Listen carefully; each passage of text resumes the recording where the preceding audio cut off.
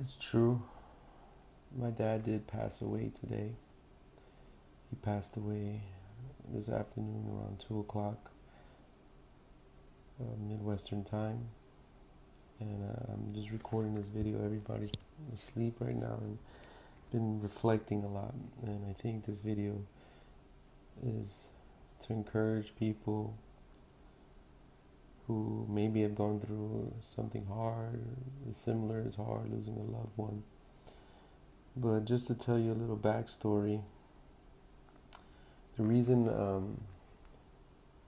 I went to go drop off my son Josiah and my daughter Sophia to Chicago, because that's where my dad lives, Chicago, and I live in Orlando, was so they can spend some time together, because they live in such far distances.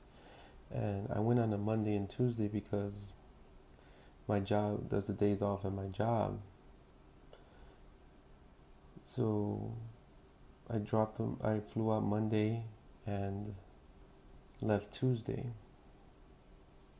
And Tuesday is the day my dad fell, and he bumped his head, and the injury was so hard that it actually ended up killing him. But why is God involved in this? Why am I talking about God? Because when I flew back that Tuesday, the first thing that happened when I parked my car in front of I parked my car from the airport. I got home, my wife, I received a phone call from my sister Vanessa, and she tells me, Dad fell and doesn't look good. And I can hear in her voice as this was serious. And I said, let's pray. And in that prayer, I asked God to give me a peace, the peace the Bible talks about that we can't understand, that comes from above. And I felt it come in me. And I knew by just reading the Bible, a couple times I've read it, that you have to protect that peace, because this circumstance that I have just entered, this trial, is going to try to take that peace away that I just received. So I flew back to Chicago. And why is it important, the Monday, Tuesday thing I mentioned? Because let's just say that my job decided to give me Wednesday, Thursday off. That Tuesday morning, I took my children to Josiah and Sophia to go see my dad. So I got to see my dad. I live long distance. I got to see him on his last day. My daughter and my son got to see him, and he was happy. I'm telling you, he was so happy. He was so happy, man. It was one of the most happiest I've ever seen him. And he called me that morning, and he kind of was, I don't want to say begging, but really asking, can you please bring him? Can you please bring him? It was about 7 o'clock in the morning. And I was like, you know what? I'm going to go honor my dad, and let's do this. I got my kids ready, and we went, and we saw him.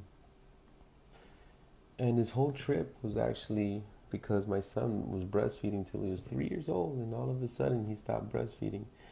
And we called my mother my wife called my mother to tell her, hey, Josiah just breastfeeding, good news. And her thought immediately was oh, so that means he can come here and sleep, and he won't be missing you being breastfed. And that same day I booked the flight, and I booked it on a Monday to leave on a Tuesday myself, and they stay the whole week, and then they come back with my mother.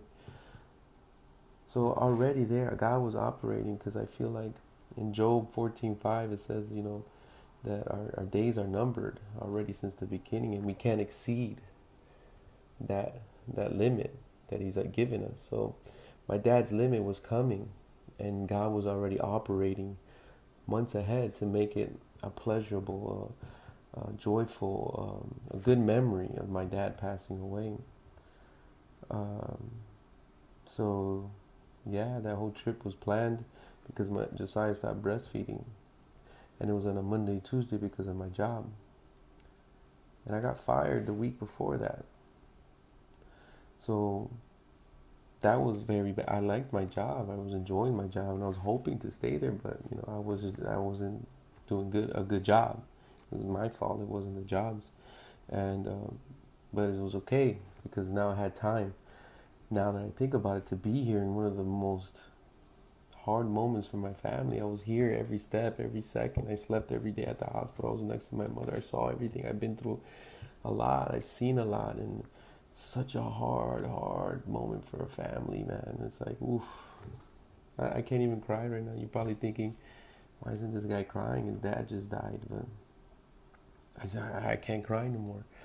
And I got a peace, that peace from above. And the whole time I was able to focus and listen to doctors and make decisions and move forward. And I still have to make a lot of decisions and help my family make a lot of decisions. But I have that peace from above, and that people, that, you know, we as humans can't understand. That people see me at the hospital and I'm smiling, and I've learned a lot in this about my father, man. I'm so grateful. I learned that so much people were coming to the hospital. I literally close to 100 people while we were there came there, and all of them were hurt and saddened by my dad, what happened to my dad, because they loved my dad. They loved him. So much people loved my dad. I never realized how much people loved my dad, how amazing dad I had. My dad was good, man. He was a good. I wish. And one thing that I heard from everybody, that he was so kind, and he was such a good person, and he was. You know, he had a lot of. He wasn't a perfect man, far from it, but he was always kind. He was always. He died serving. He was moving my mom's car so she can get out and go to a guitar lesson. And when he moved the car, he fell in the middle of the street, hit his head. Even, you know, we donated his organs, and I have a feeling that, you know, it's going to be used for good, and he's going to continue to be helping others, even now that he's passed on. Even the doctors, all the doctors were great. All the help we got, I didn't have to worry about a funeral home, and everything was all set up. God was like, there, here, do this, here. Everything was being given to us. We really didn't have to think much or do much.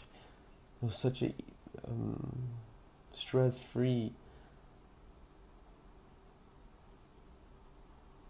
experience. And this message, I just made it for my friends to tell you that, yeah, my dad, he's dead, you know. And I'm never going to see him again. But I know he's in a better place. He's looking down. I've been going through a very hard time in my marriage. It got to a point that I printed out divorce papers, and I was asking my wife to sign them. And my dad was someone who loved my family and always was worried about what was going on with my marriage and my family. And now that this happens, you know, I want to honor that desire that he had of keeping my family together. He was such a good man. He was so kind. So anyone that's going through something as hard as that I went through, I understand. Just ask for that peace and protect it, because this whole time that peace was being challenged by people telling me, this doesn't look like an accident, get the police involved, you know, just crazy things, people telling me, doctors, you know, the way they're communicating to us sometimes wasn't in the nicest ways, and it would frustrate us and get us mad, but I always had my peace and I was protecting it, and God will give it to you and give it to anybody, and he's in it, he never forsakes you or leaves you.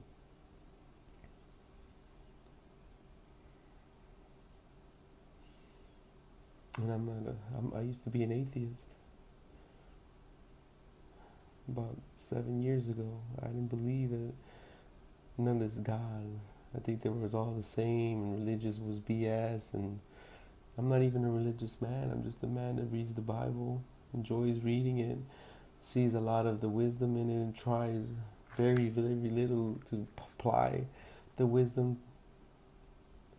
But I've had experiences, several experiences with God. And throughout my journey with, my relationship with God, I've never been on a straight path. I've always been going, always getting pulled like this. And prior to this, I was doing another one, and this pulled me back. And it's just another notch, another experience, another that's just strengthening my belief in him that I can't leave him. I've been trying and I can't because he's real. He's in my life. He's been in my life several key moments that he showed up, like really, really showed up. So thank you for listening to this, taking the time. I hope this blesses you, encourages you.